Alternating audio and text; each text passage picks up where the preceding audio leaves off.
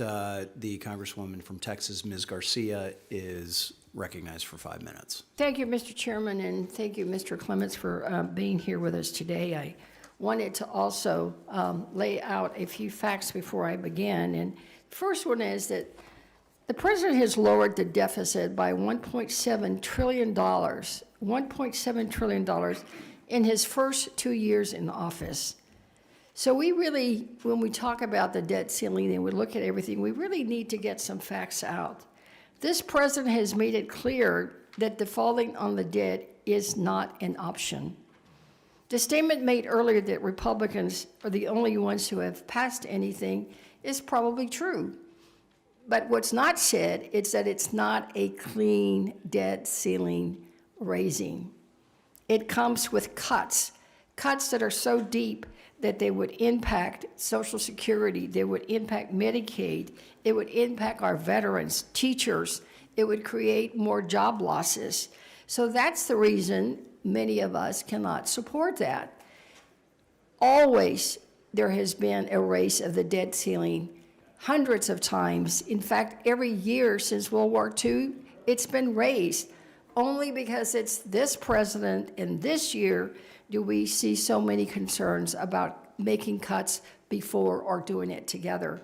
We don't have any problems with making some cuts. They just should not be tied to raising of the debt ceiling. It should be a debt ceiling that's clean, one that has been done so many times before, including for the former twice impeached president. Many of the people talking about this issue now did that last time. So where were they then making some of these comments? Secondly, I'm glad that we're doing this hearing, but I wonder, Mr. Chair, when we're going to really focus on the root causes of what caused some of these failures, and when we're going to look at comprehensive legislation and responsible governance. Because as I've reviewed some of these items, it appears to me that I agree with others that have already said it here at the table, that this was about governance, it was about management, it was about failing to minimize risks.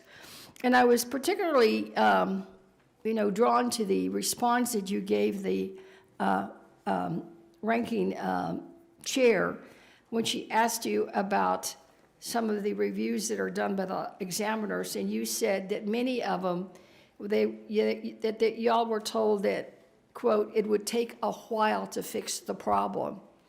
Since when has taking a while to fix a problem been acceptable when someone does an audit? You know, I was city controller of Houston. I oversaw a $2.3 billion budget. We did audits. If somebody told us, oh, well, it's going to take us a while to fix the problem, first thing we'd say is, what is your timeline for getting it fixed? So did we see any of that, or did the examiners just kind of go like, oh, okay, fine, y'all fix it? Yeah, so that occurred in the 2022 timeframe. Is I think we mentioned in the report, starting in August, the San Francisco Fed and the Fed itself. But let's get to my question, sir. Were they given a timeline and when they needed to, submit a management response, take corrective action, we're going to be back, or examiners back, to make sure that they did what they promised to do, or was it just let go? In many instances, the supervisory letters did detail what needed to be done and the time frames. But again, for some of these larger issues, it appeared that the dates were allowed to slip. Things were allowed to slip. Well, then that is part of the root of the problem, isn't it? If things were allowed to slip. Can you give us an example of what was so major that they couldn't do immediately and take corrective action that would take time, quote unquote, to fix a problem? The concern was principally about the liquidity and its the governance of the liquidity and the liquidity controls at SVB. So they didn't have investment review committees or investment team that really looked at that? There were numerous failures in its internal liquidity stress testing, and the Fed was looking for solutions to those problems. Right. And let me ask you, because there's been a lot of focus on the federal examiners, what about the state examiners?